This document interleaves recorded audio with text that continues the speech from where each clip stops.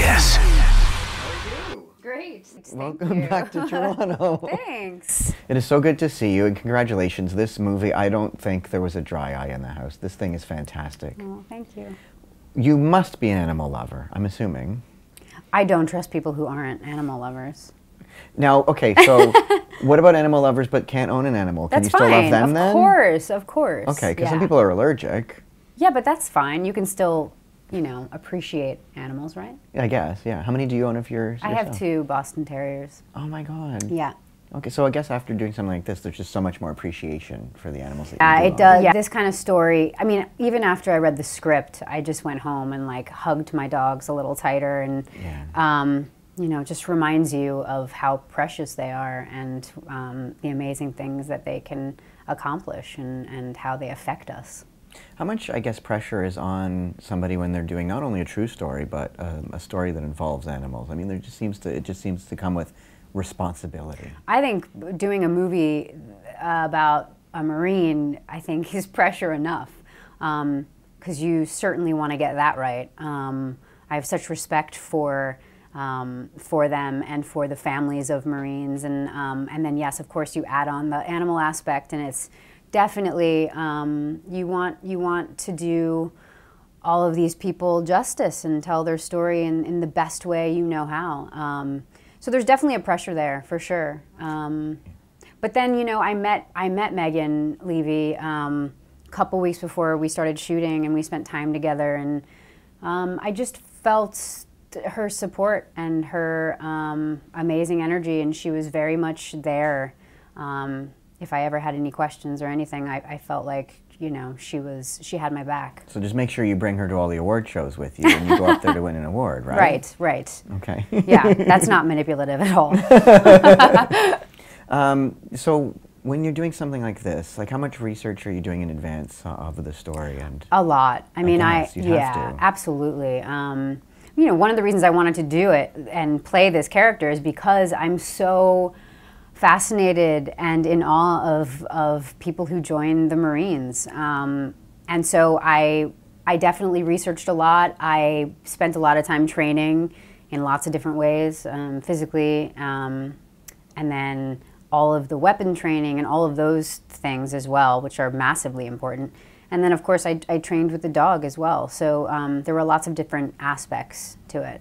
Now, do you just not love that we're in a world right now where there's just so many true stories coming out? I love that, you know, people are using the big screen for truth. I'm always more interested in going to the movies if it's a true story, for sure. I want to go back to your dogs. I mean, you said you went home and hugged your 2 dogs afterwards. And what is that, I guess, when you're working around another dog, do they know, do they think you're cheating on them? Yeah, well, so we shot for a couple weeks in South Carolina, and they were with me there.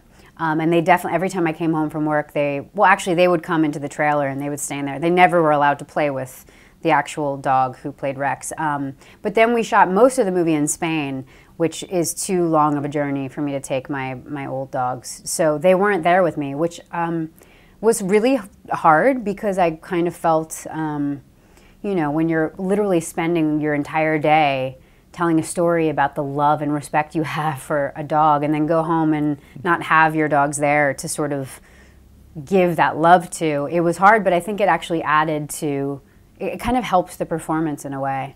And then when I actually finished making the movie and got to fly home, you know, it just makes me appreciate them that much more.